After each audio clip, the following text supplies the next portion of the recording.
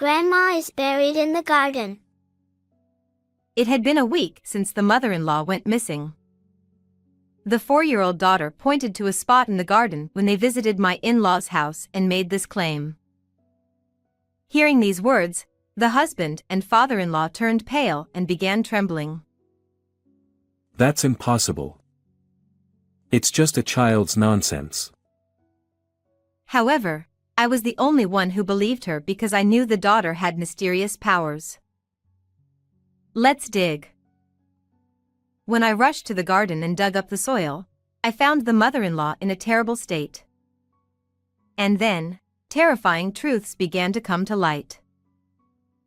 I am Summer, a 32-year-old office worker. Our family consists of my husband Niall, who is 5 years older, and our 4-year-old daughter Addison.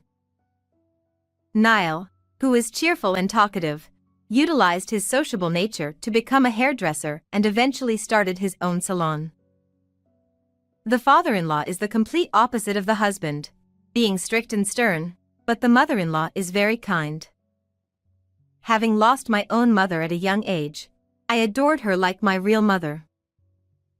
The 3 of us lived happily, and our relationship with the mother-in-law was wonderful. However, there was one concern. I couldn't get along with my father-in-law, and our relationship was strained. He would turn away or ignore me whenever I visited the in-laws' house. A spoiled girl like you is not suitable for Niall. You should get a divorce. He even went as far as to suggest divorce. Does he hate me? When I consulted with the mother-in-law, she was shocked and denied it. I'm sorry for making you feel bad. My husband is just unsociable, but he's a kind person at heart. He must have chosen his words poorly. She tried to explain the father-in-law's good points, but I couldn't be convinced because he was cold not only to me but also to the mother-in-law and the husband. He was especially harsh towards Niall, often yelling at him for no reason. Are you okay? That was terrible. My father has never trusted me.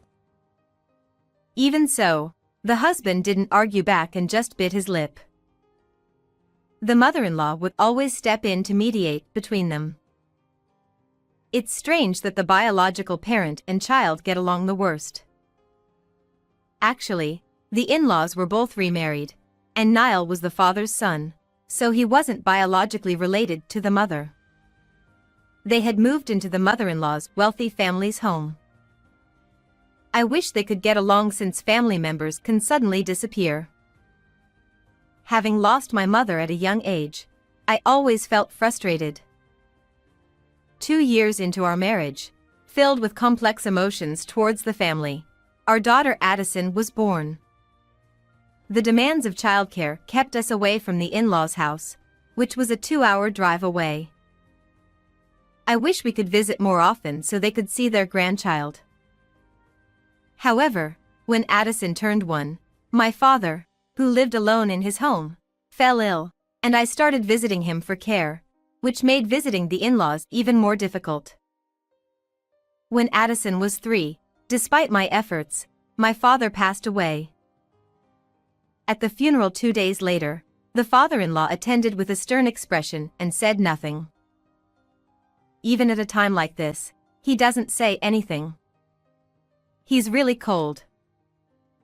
Sensing my distress, the mother-in-law gently comforted me. It's tough, isn't it? We're here for you. The young daughter, not understanding that her beloved grandfather had passed away, looked around the house and talked to herself. Huh? About Mom? Yeah. That's good. Addison, who are you talking to? I can hear Grandpa's voice. He says it's good that the scar on Mom's forehead isn't noticeable anymore. I was shocked. When I was around 2 years old, I had a bad fall while walking with my father, and a piece of glass had deeply cut my forehead. The scar had become almost unnoticeable as I grew up, which had always made my father happy.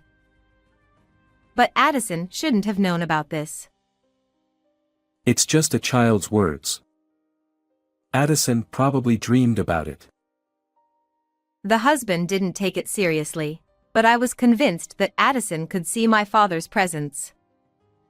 Addison must have the ability to understand the words of people who are no longer in this world. Then, about 2 months after the funeral, the mother-in-law came to visit us. "Summer, you have us. Stay strong. And also," she handed me an envelope secretly when Niall wasn't around. "Please take this."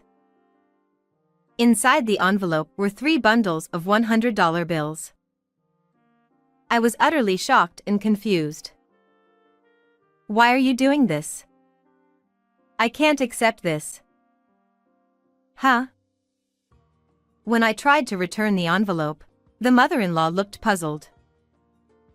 At that moment, Niall entered the room, and she left without saying anything. When I discussed it with my husband, he turned pale and became worried about his mother. What's going on? We're not in financial trouble. Did she say anything to you? She didn't say anything. I'll ask her directly next time. Don't worry. Niall reassured me, but I couldn't help but worry. I called the mother-in-law's cell phone multiple times, but it never connected. Maybe she's avoiding me because I refused her offer? But I can't just accept money without knowing why. 3 days later, I mustered up the courage to call the mother-in-law to ask. What I heard was shocking. She's gone. What do you mean? She left a typed note saying "Don't look for me" and disappeared 2 days ago. I've been waiting for her to come back. No way. According to the father-in-law, she had disappeared the day after she visited us. She must have had a reason for bringing that money. I should have listened to her. I deeply regretted not understanding the situation. When Niall came home, I suggested filing a missing person report, but he stopped me. Mom must have had enough of Dad. It's probably just a runaway. She'll contact us soon. Thinking about the cold father-in-law, I agreed with Niall. However, that night, the daughter pointed towards the in-laws' house and said something shocking. Grandma is calling. She says to go to Grandpa. Let's go, Mom. What? I couldn't believe my ears, but I quickly remembered the funeral. Addison could talk to the deceased. If she could hear the mother-in-law's voice, then... With a bad feeling, I decided to go to the in-laws' house the next morning. Hey. Nothing good will come from dealing with my father. Ignoring my husband's attempts to stop me, I started preparing to leave with the daughter. Oh, fine. I'm worried about you too, so I'll come too. It was Saturday, and Niall, who was off work, drove us there. When we arrived, the flowers in the garden's flower bed were withered, indicating that the mother-in-law wasn't there to care for them. What are you doing here? The father-in-law appeared at the entrance with a sullen face.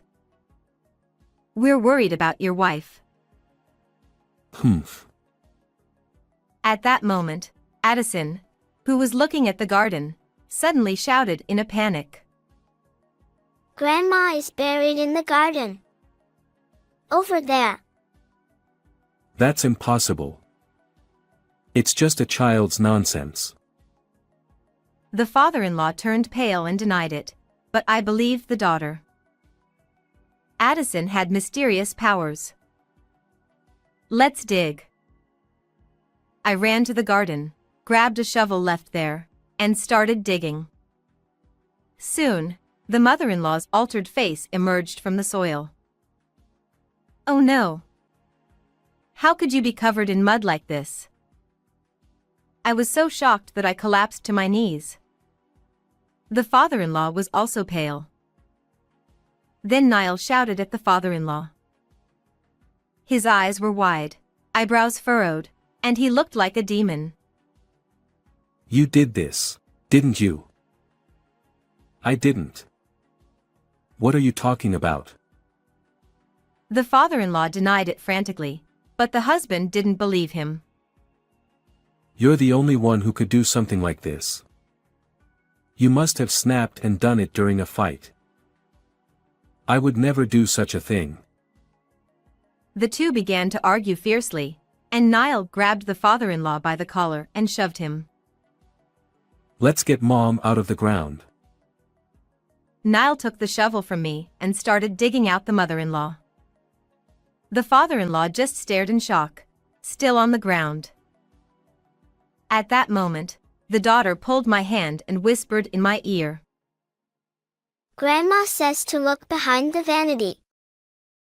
Leaving Niall and the father-in-law, I sneaked into the mother-in-law's room with Addison.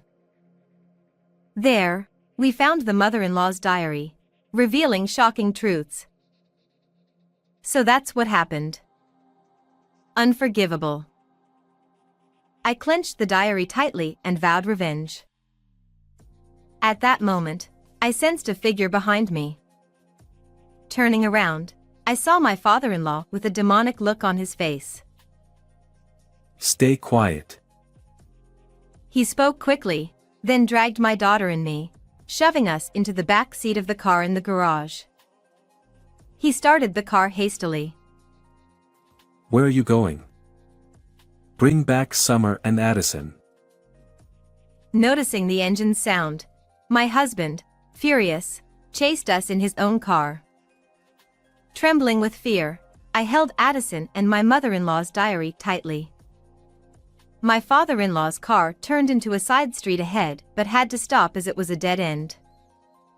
My husband quickly caught up, blocking the road with his car and got out.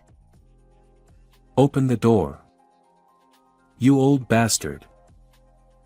Seeing Niall banging on the driver's side window, my father-in-law, resigned, got out of the car with my daughter and me. Summer, Addison, are you all right? My husband tried to pull us into his embrace, but I slapped his arms away forcefully. No. Don't touch me.